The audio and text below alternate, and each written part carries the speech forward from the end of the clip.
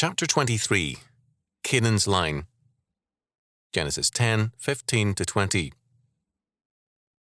And Canaan begat Sidon his firstborn, and Heth, and the Jebusite, and the Amorite, and the Girgasite, and the Hivite, and the Archite, and the Sinite, and the Arvadite, and the Zemarite, and the Hamathite, and afterward were the families of the Canaanites spread abroad.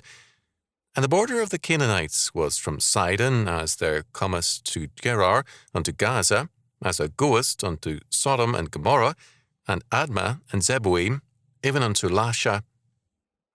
These are the sons of Ham after their families, after their tongues, in their countries, and in their nations.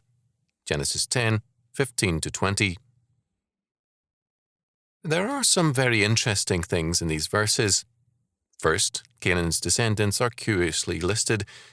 The two sons are cited, Sidon and Heth. Heth is the father of the Hittite nation.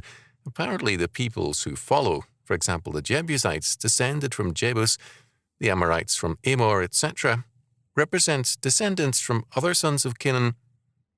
At this point, the author of this section of Genesis, a family record, decided that more notice of Canaan's sons was unnecessary. We're simply informed of the nations that they founded. Second, in verse 19, the cities of the plains, notably Sodom and Gomorrah, had not yet been destroyed when this verse was written. Their destruction later was one aspect of the curse on Canaan. As it stands, this verse was obviously written well before those cities were obliterated by God's judgment. We're reading a contemporary account, and this gives us an idea of the antiquity of the text. Third, this account was written after the Tower of Babel because it was at that time that the confusion of tongues took place.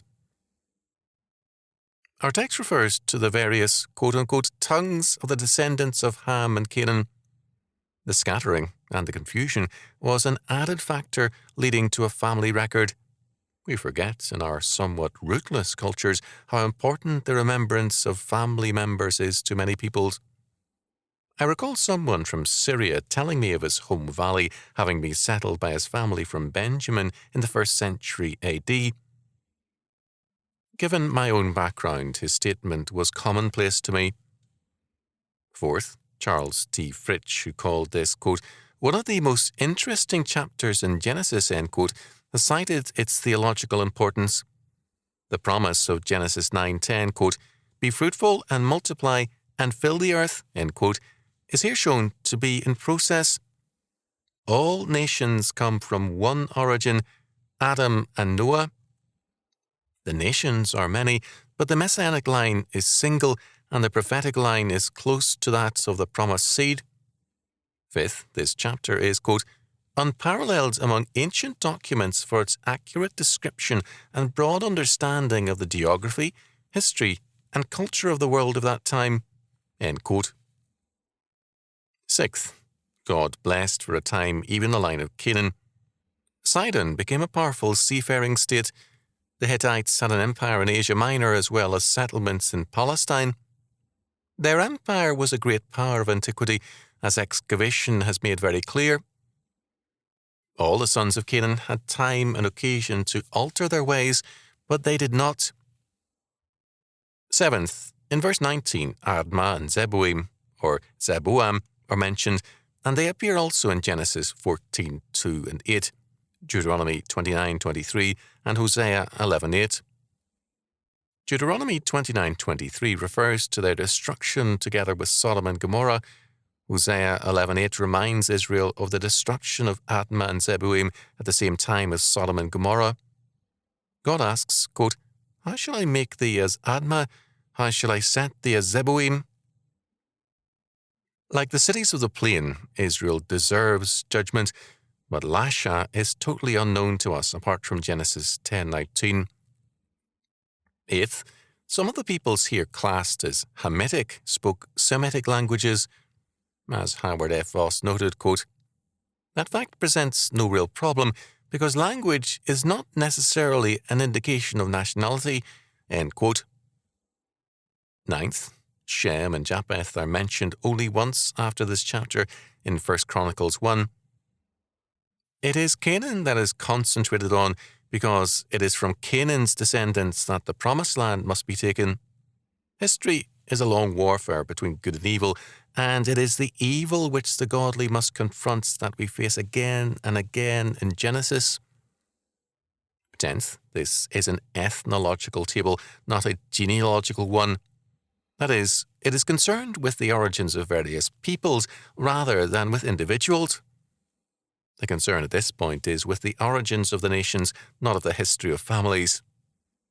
The grouping by families in this chapter is to relate them to Noah and Ham, not to stress their personal histories. 11th, Genesis 10, 6-14 gives us the descendants of Ham exclusive of Canaan's progeny. Ham's other 3 sons quickly became notable, particularly Cush's sons, in that Nimrod was his son. With Nimrod, organized tyranny and hostility to God again made its appearance. Sin was not a unique attribute of Ham's descendants. It was common to all fallen men. Some of Ham's descendants made a virtue of sin and a way of life. We have today, as in every era of decadence, a resurgence of the will to do evil, the determination to turn sin into a moral good. 12th, this table is of great interest to scholars because it is a very valuable source of information. At the same time, it is becoming bypassed because the modern perspective is to classify peoples in terms of their languages rather than their origins or by races, a concept rejected by many. Whether or not the information is valid is discounted in terms of linguistic groupings. It is possible that we lack the knowledge and the competence to classify peoples in terms of origins or even races, if that term is accepted.